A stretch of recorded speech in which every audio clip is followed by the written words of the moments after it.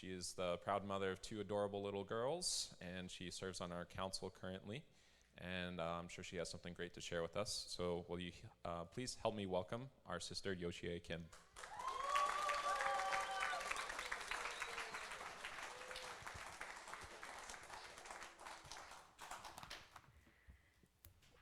Good morning, everyone.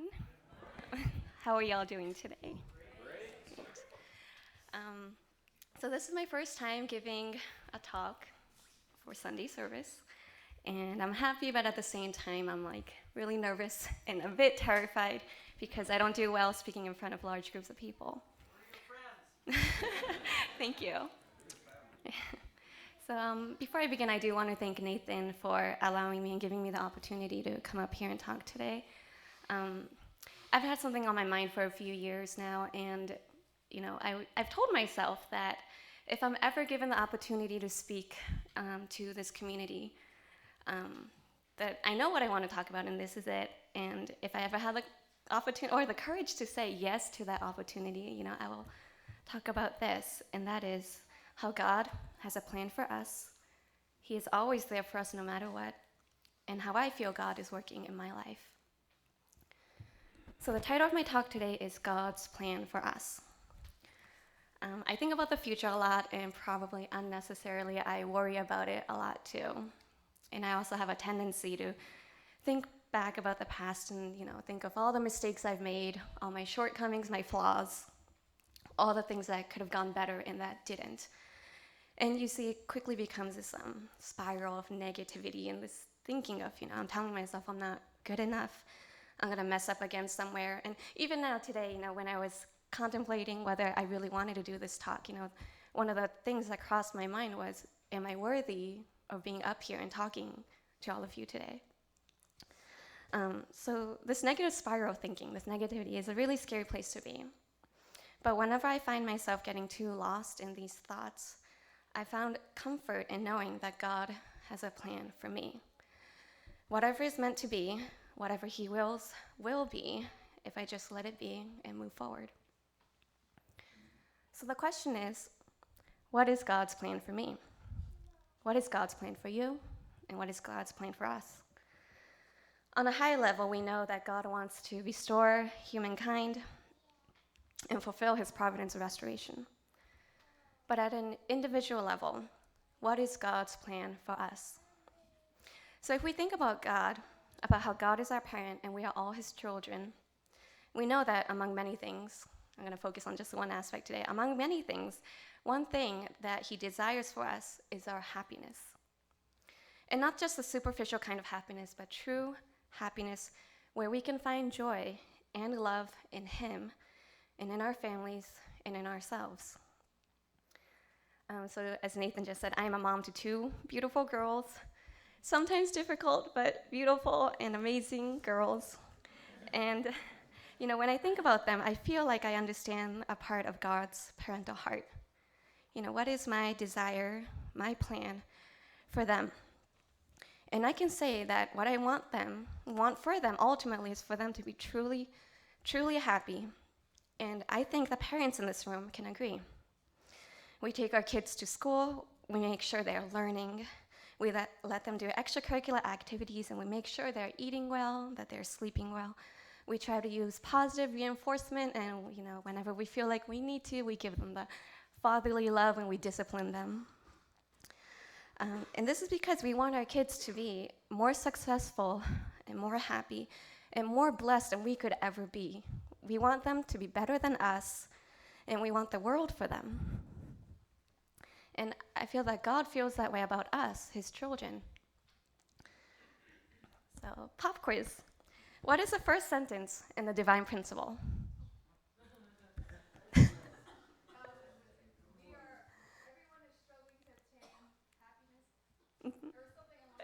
Yeah, so that's correct. Exactly. Yes, thank you. Thank you. Yes, that's correct.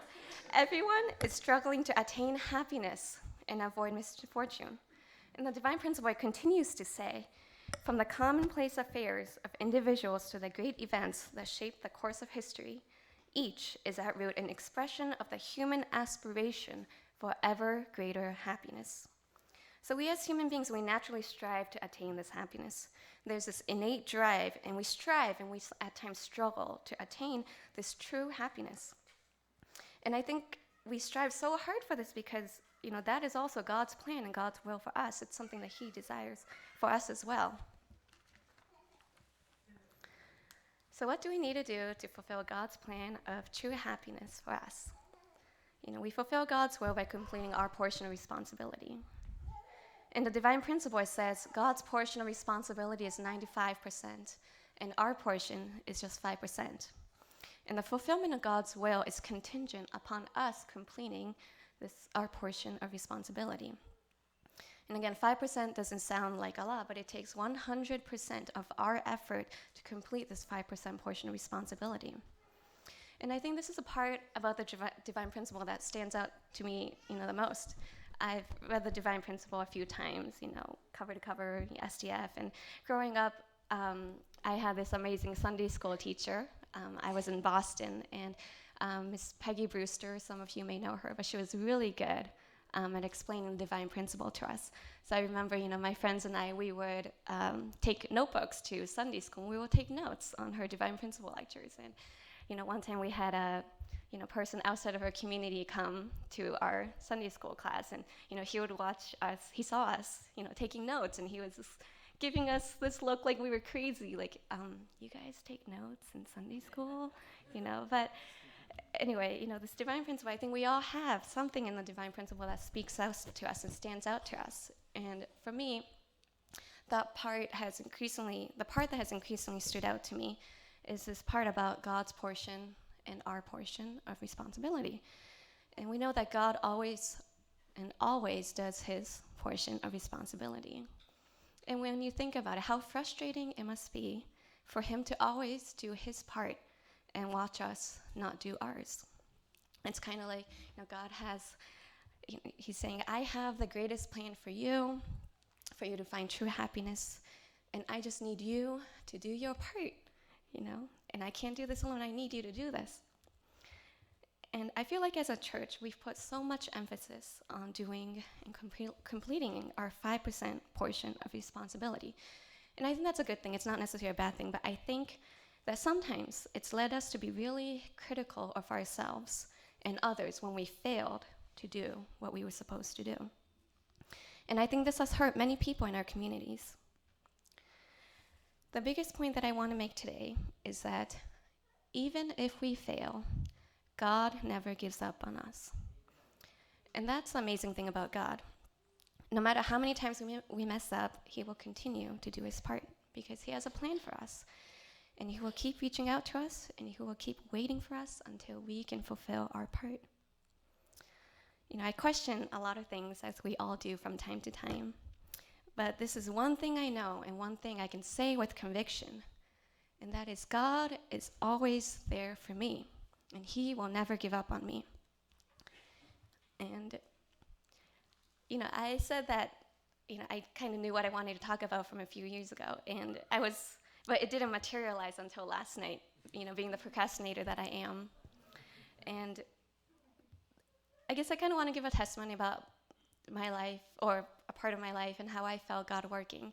And I was writing this part, and I kind of struggled to write it. And I was like, oh, should I even talk about this? Well, a sermon should be roughly 20 minutes. And I'm like, if I cut this part out, it'll be too short. And, I have wanted to talk about this, so I think I will, So I think I might just read this off because, it was a hard point in my life. But as most of you know, and I guess I was kind of surprised to find out that some of you don't, so here I am talking about it, that my blessing did not work out, and I'm currently divorced, and I have been divorced for a few years now. And, just to be clear, I'm not here to talk about him or why things didn't work out, what could have gone differently. But I'm bringing up this slightly, or more than slightly, uncomfortable topic because it was during this time that I felt God telling me that it's okay and He is there for me. So I was blessed in Korea in 2010, and our blessing had always been a rocky one. And again, I'm not going to go into details, but things became increasingly difficult, especially after him coming to the States. By the beginning of 2015, things were really bad, for lack of a better word, and the breaking of our blessing became a very real possibility. At that time, Lena was not 2 years old, and I was pregnant with Leah, and I wanted it so badly, for it to work out. So, in our church, we are told that the blessing is the ultimate thing, that family is the center of everything, and I believe that, and it's true. The family is the center of everything, and so that's why I wanted it so badly to work out, especially for our kids. I was praying every day, doing conditions, trying to change myself so that I could change his mind. And by the time Leah was born, though, he had made up his mind of leaving and permanently moving to LA. So at this point in my life, I was feeling like I failed. We are taught that, this is something that is such a big part of our lives, and I feel like I messed up. And I guess by our church standards, maybe I did. But it was during this time that I felt God working, and it was through this that I can still say with conviction that God will not give up on me, despite everything. So around this time, I was looking for a job. They say that finances are one of the top causes of marital conflict. And at that time, I'm not gonna lie, finances were tough. I was in grad school at the time, and he was relatively new to the States, and I was hoping, that if I could get a good job, I could alleviate some of the stress he felt in our marriage. So I applied to a few jobs, and I got one call from an HR person at a government agency. And as an undergrad, I studied international studies. In grad school, I was studying applied economics, and I was always interested in a job in the public service sector. So this job sounded like a good match, and I was really excited to be offered an interview. So we set up a day for an interview, and at this time, I was 37 weeks pregnant with Leah. And I was thinking of all the ways that I was gonna walk into the interview room, convince them that they should hire me despite me being, extremely pregnant. And what happened was that the day before the scheduled interview, Leah was born. So I was in the hospital at Riverside in a room, and I was, and I'm like, oh my gosh, the interview is tomorrow, and there's no way that I can make it to the interview because I have baby Leah with me, and I'm in the hospital, and they're not gonna discharge me. So I called the HR person because I really wanted this job. And the HR person was like, oh, sorry, we can't reschedule this. I told him it was a family emergency, and I quote, that's what I said. It's a family emergency, but he said, no, I'm sorry, good luck in your job search. So I was a little sad, but I moved on thinking, it just wasn't meant to be. So again, at this time, he kind of had his mind made up to go to LA, move. And I was thinking, I didn't get this job. Maybe I should start applying to all these Japanese companies. We have Honda in Columbus and a lot of other Japanese companies. And LA has a lot of Japanese companies. So I was thinking, maybe if I could get a job with a Japanese company here, build up my work experience, and someday, along the line, a few years later, maybe I can move to LA, follow him, and somehow still try to make this marriage, our blessing, work. So I had all these options and thoughts in my head, and I was just trying to think things through and work it out. So 2 weeks later, after I was initially declined the offer or the interview and everything, I was still struggling to piece together all my options, and I got a call again from the same HR person. And they said they wanted to give me another chance. I went into the interview, and the following day, I got the job offer. So this may sound kind of insignificant or a little, off, but, it was just another successful job hunt. You just did what you were supposed to do, and you did great. But for me, this job offer meant so much more. And, because it was at a low point in my life where I was praying every day, I was crying every day. I was trying to figure out ways that I could possibly maybe go to LA someday. And, and then I was just offered this job that I had given up on. And it wasn't just any job, but it was a job with the state of Ohio. And it's not like I hadn't tried to apply to other state jobs, and I had. And I'd never gotten a response until then.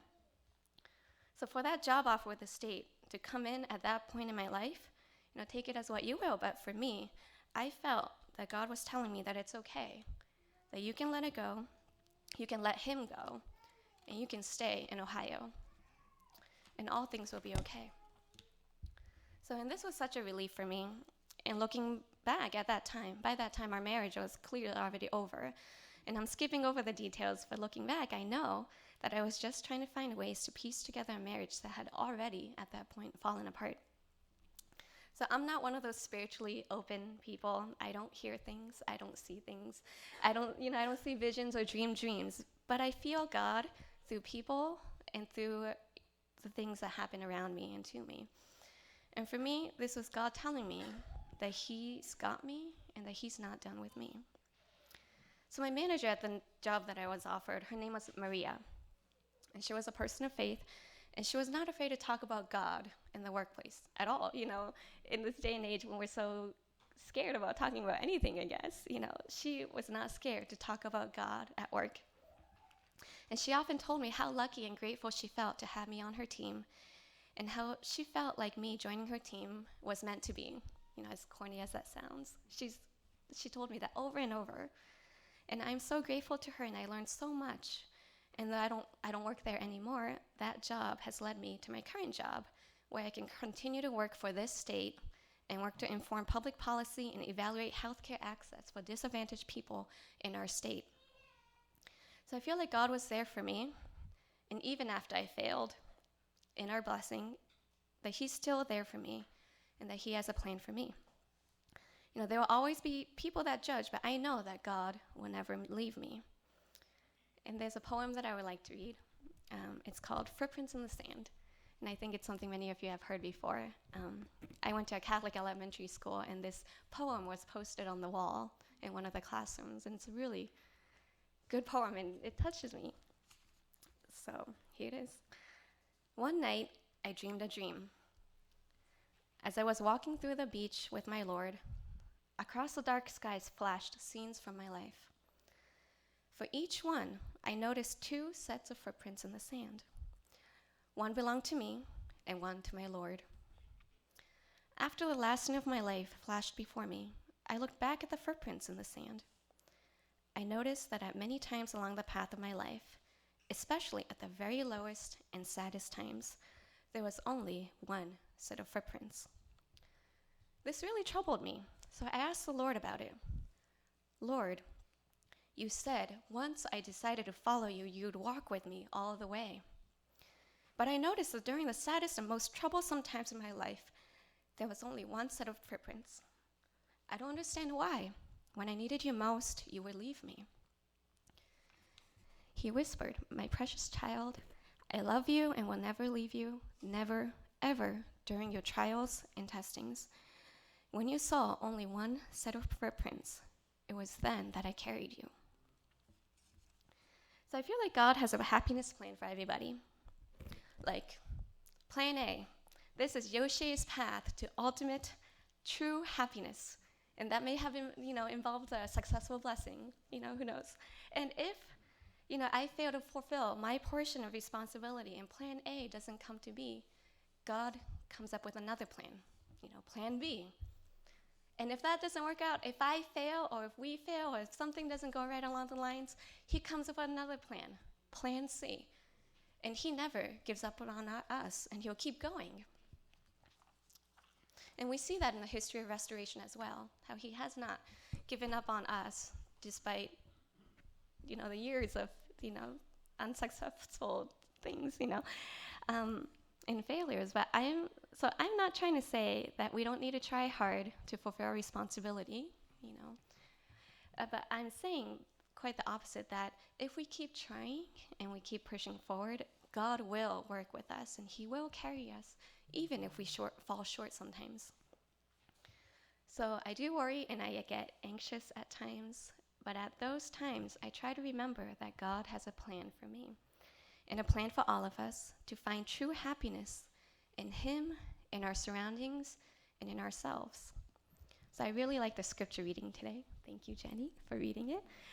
The Bible verse is actually on my checkbook that I got a few years ago. So every time I write my 10%, I can see it. And I want to read it again one more time. For I know the plans I have for you, declares the Lord. Plans to prosper you and not to harm you. plans to give you hope and a future. So I want you all to know that God, our parent, wants the very best for us. And even when we trip or fall, he will pick us up again. So don't stop trying and don't give up on yourself or others because God has a plan for you. Please join me in prayer. Dear Heavenly Father, thank you so much for this beautiful day that we can gather here together. I pray that we can go through this week knowing that we are loved by you, that we are worthy, and we can be happy and grateful for all that you have given us. I pray that we can keep our minds open, that we can love each other, and as we gather for the Thanksgiving holiday, that with our family and friends, that we can really love each other and enjoy each other's company. I pray that you guide us and stay with us throughout this week. I report this in my name and in all of our names. Arju.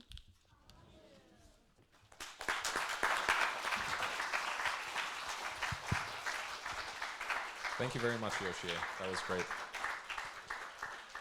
We'll take some time to reflect on the message, and then we'll have a tithing message, and we will collect the offering of the tithe right after.